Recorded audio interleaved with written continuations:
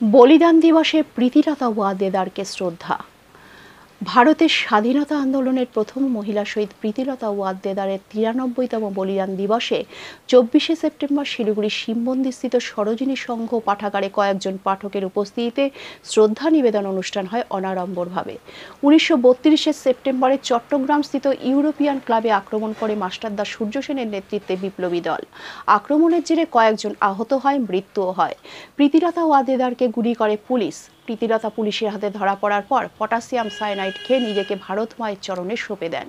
এদিন পাঠাগারে সেই সব ঐতিহাসিক দিনের কথা নিয়ে আলোচনায় যোগ দেন প্রাক্তন অধ্যক্ষ নিরঞ্জন পাল, কবি লেখক অনিল সাহা ও আন্তর্জাতিক বাংলা ভাষা ও সংস্কৃতি সমিতি শিলিগুড়ি শাখার সম্পাদক সজল কুমার গুহ।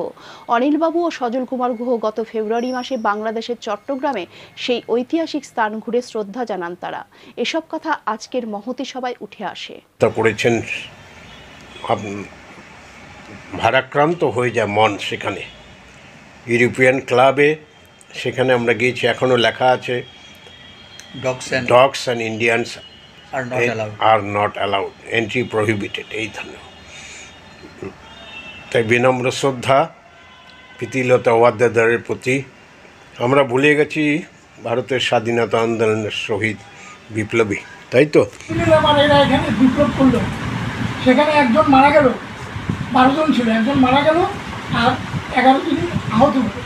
এই হলো 12 জন। আর এরা ছিল অনেক পিছনে, এরকেও ধরবে না, এরা ছিল ওই পিছনে, মানে যখন ফ্রন্ট এটা চলে যায় তাদের গার্ড করার জন্য পিছনে ছিল এরা।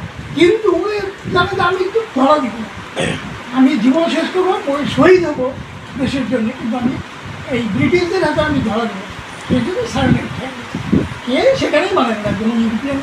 না, সবাই চলে যাওয়ার পর যখন নাকি সে দেখলো যে এখন আর তো গুলি করে লাভ নাই, মানে লড়াই করে লাভ নাই, ধরাই করবো। আমরা স্যারের থেকে শুনে নিই।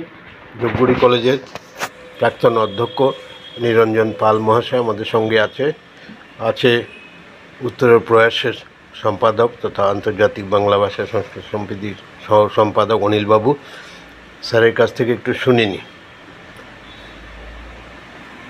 বলুন। অতি ক্ষুদ্র অনুষ্ঠান, কিন্তু সত্যি আমাদের যখন নাকি আমাদের বয়স অনেক কম ছিল, স্কুল জীবনে আমরা পড়তাম চট্টগ্রাম অস্ত্রাগার লুণ্ঠনের,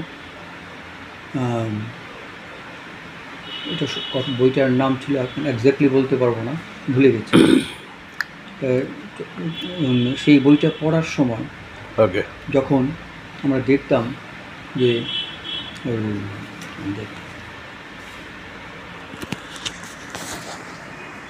দেখেছি, আচ্ছা এখন মনে আছে, ভুলে গেছি এখন পুরোপুরি।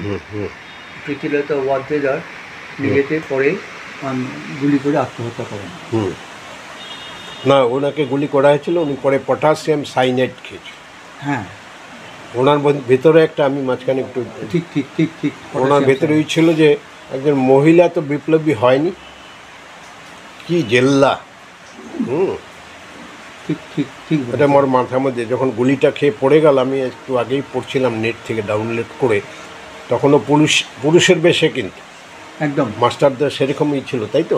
একদম পুরোপুরি। ওরা মানে ব্রিটিশদের সাথে যুদ্ধ করার জন্য ওই যে ক্ষুদ্র আর্মি এইভাবে যে যুদ্ধ করতে পারে, অস্ত্রাগার লুণ্ঠন, তখন সেটা ব্রিটিশরা কিন্তু খুব মানে বিচলিত হয়ে গেছে, মানে প্র্যাকটিক্যালি ব্রিটিশ।